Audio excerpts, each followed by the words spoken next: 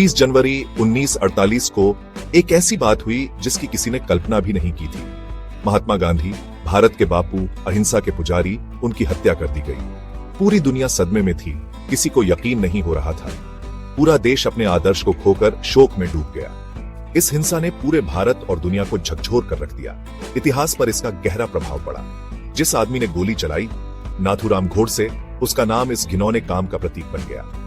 ये निबंध नाथूराम गोडसे के जीवन और उसके इरादों के बारे में है। इसमें महात्मा गांधी की हत्या से जुड़ी घटनाओं को समझाया गया है। हम गोडसे के बचपन, उसकी विचारधारा में बदलाव और उस साजिश के बारे में जानेंगे जिसके कारण ये हत्या हुई। हम गोडसे और उसके साथियों के मुकदमे और फांसी के बारे में भी बात करेंगे। गांधी जी की हत्या अतिवाद और असहिष्णुता के खतरों की एक बड़ी याद दिलाती है।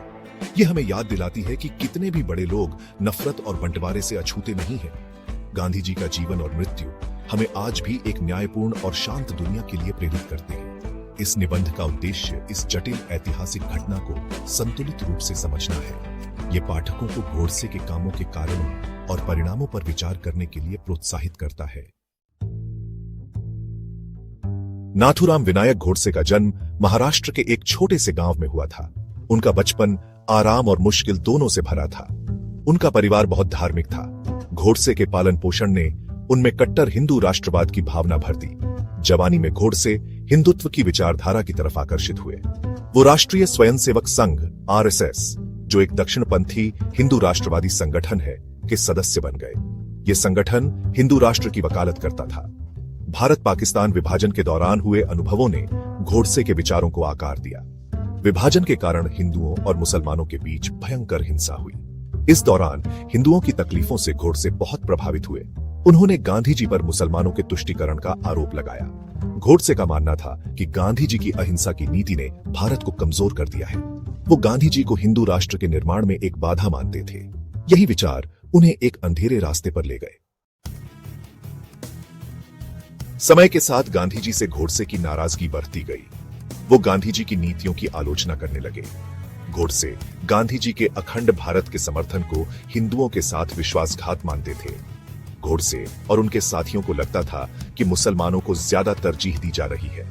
विनायक दामोदर सावरकर, जो एक प्रमुख हिंदू राष्ट्रवादी नेता थे, ने गोडसे को बहुत प्रभावित किया। सावरकर के लेख और भाषण हिंदुत्व की विचारधारा को बढ़ावा देते थे। वो हिंदू वर्चस्व की वकालत करते थे। सावरकर गोडसे के गुरु बन गए।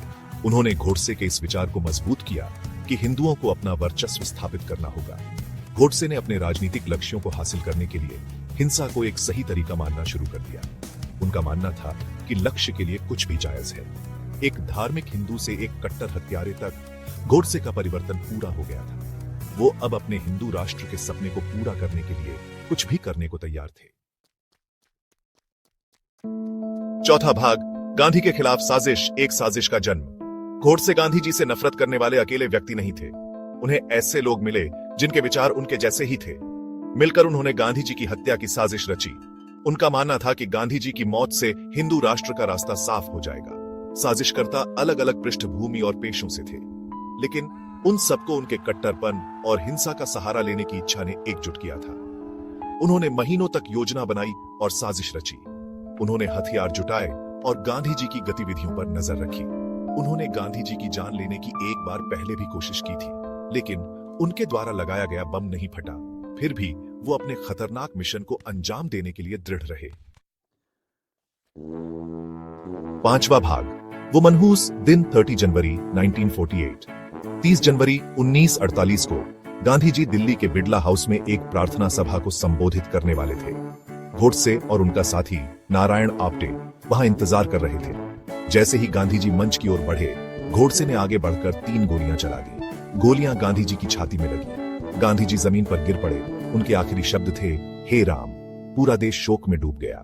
जिस व्यक्ति ने भारत को आजादी दिलाई, जिसने अहिंसा और सहिष्णुता का उपदेश दिया, उसकी हत्या एक हत्यारे ने कर दी। छठा भाग, विरासत और सवाल, गांधी का संदेश और गोडसे का काम। महात्मा गांधी की हत्या भारतीय इतिहास का एक महत्वपूर्ण मोड़ थी। इसने एक युग का अंत कर दिया।